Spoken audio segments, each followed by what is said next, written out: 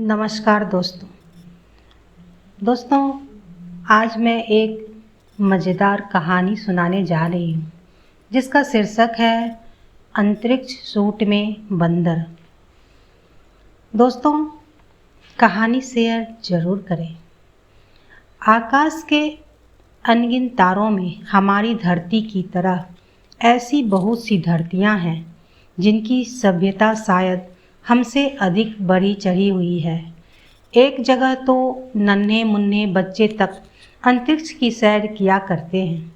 उन्होंने ऐसे अंतरिक्ष सूट बना लिए हैं जिसमें छोटी किंतु बड़ी ही शक्तिशाली मशीनें लगी हुई हैं। नन्हे नन्हे ट्रांजिस्टरों जैसे रॉकेट लगे हुए हैं।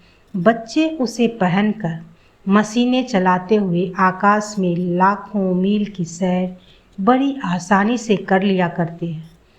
उन्हीं में एक लड़की थी। उसकी आयु 8-9 साल से अधिक न थी, पर वह बड़ी तेज और साहसी थी। अपने स्कूल की अंतरिक्ष दौड़ों में वह कई बार फर्स्ट आ चुकी थी और छुट्टियों में अक्सर वह इतनी दूर उड़ा करती थी जितनी दूर तक उस दुनिया के बड़े बड़े उड़ाकू भी नहीं गए होते थे। एक दिन अपना अंतरिक्ष सूट पहनकर वह लड़की उड़ी और खेल के जोश में अपनी उड़ान की गति तेज करते करते आकाश में ऐसी जगह पहुंच गई जहां लाखों मील तक घना अंधकार छाया था। बस अंधेरा ही अंधेरा, घटाटोप अंधेरा। अंधेरे के कारण वह लड़की घबरा तो अवश्य गई, पर उसने हिम्मत न हारी।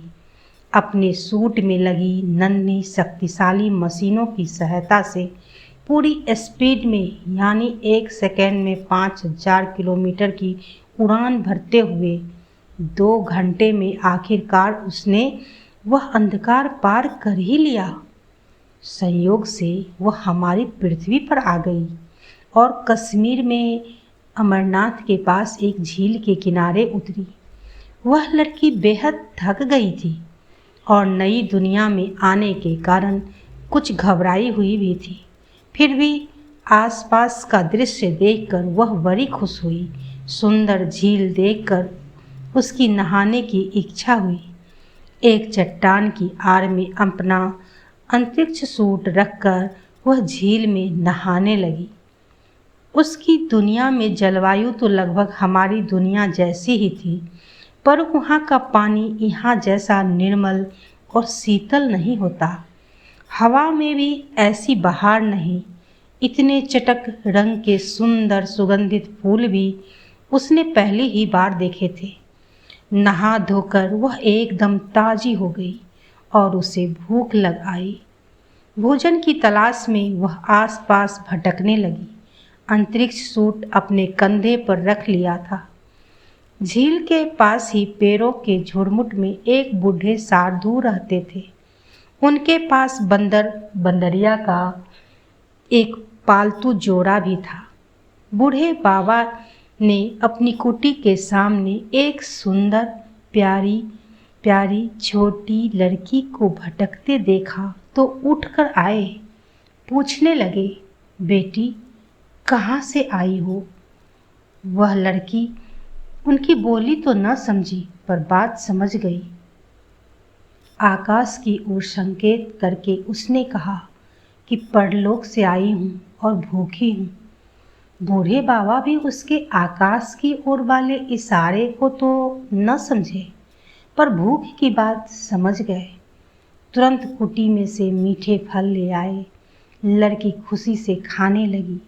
बूढ़े बाबा ने उसके लिए तुरंत अपनी गाय दूही और दूध ले आए। लड़की को बड़ा सुख मिला। बोली न समझने पर भी इशारों से खूब हंसाइयाँ हुई। बाबा ने बंदरिया के खेल दिखलाकर उसको खूब हंसाया। लड़की अब अपनी दुनिया अपने घर जाने के लिए अंतरिक्ष सूट पहनने लगी।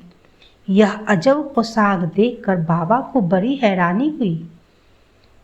उनसे भी अधिक बंदरों को हैरानी हुई। उन्हें शायद यह अचरज लगा होगा कि यह जो अभी प्यारी प्यारी लड़की जैसी लग रही थी, एकाएक बेदुम की विचित्र बंदरिया कैसे बन गई। और फिर उस बंदरिया ने एकाएक अपने सूट में टंगे हुए एक नन्हे से चक्के को घुमाया और सर से ऊपर उठ गई। बाबा जी को अब लड़की के उस संकेत का सही अनुमान लगा जो उसने अपने घर का पता बतलाने के लिए आकाश की ओर हाथ उठाकर किया था।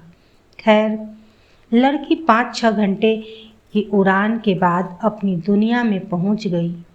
फिर तो उसे ऐसा चस्का लग गया कि हर छुट्टी के दिन वह बाबा जी के पास उड़ाती और मज़े से झील में तैरती, नहाती, फल खाती और बंदर बंदरिया के तमाशे देखकर बाबा जी के साथ खूब हंसा करती थी।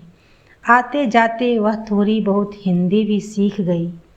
बंदर उस लड़की को अपना अंतरिक्ष सूट उतारते, पहनते और नन्हा चक्का घुमाकर उड़ते हुए बराबर गौर से देखा करता था। एक दिन जब लड़की नहा रही थी और बाबा जी फल तोड़ने गए थे, बंदर ने वह अंतरिक्ष सूट पहन लिया और चक्के को घुमाते ही उड़ने लगा। लड़की ने नहाते हुए यह देखा और बड़ी घबराई। बाबा जी ने भी देखा और परेशान होकर दौड़ते हुए आए। बंदर आसमान में उड़ उड़कर परेशान हो रहा था और दूसरे पंछियों को भी अपनी उल्टी सीधी उड़ानों से परेशान कर रहा था। कभी चक्का घुमाते हुए ही सर से ऊपर जाता, फिर नीचे आता, कभी घबराहट में दूसरा चक्का घुमाता और उलट जाता। वह भी घबरा रहा था और घबराहट में दोनों चक्के घुमाकर वह और भी परेशान हो रहा था। कभी सर से ऊपर, कभी सर से नीचे, कभी खट से सीधा, कभी पट से उल्टा। लड़की को यह घबराहट थी कि अगर उसकी मशीनें बिगड़ गई तो वह अपने घर कैसे पहुंचेगी। वह रोने लगी। बाबा जी ने उसे दिलासा दी और बंदर को नीचे लाने की तरकीब करने लगे। उन्होंने बंदरिया के गले में रस्सी का फंदा डालकर पेड़ की ऊंची डाल से बांध दिया और उसे सरासर सरासर संटिया से मारने लगे। बंदरिया जोर जोर से ची ची ची ची चिल्लाने लगी। बंदर उसकी आवाज़ सुनकर घबरा गया और उल्टे सीधे चक्के घुमा घुमा कर नीचे आने के जतन करने लगा। राम राम करके वह पकड़ाई में आया। लड़की को अपना सूट मिला। मशीनों के कलपुर्जे सौभाग्य से ठीक थे। बाबा जी ने उसके सूट में टंगे झोले में फल रख दिए। वह उड़ गई। उस दिन बंदर लीला के कारण उसे घर पहुंचने में काफ़ी देर हो गई। जब उसके माँ बाप ने पूछा तब उसने सच सच बतला दिया और अपने घर वालों को हमारी दुनिया के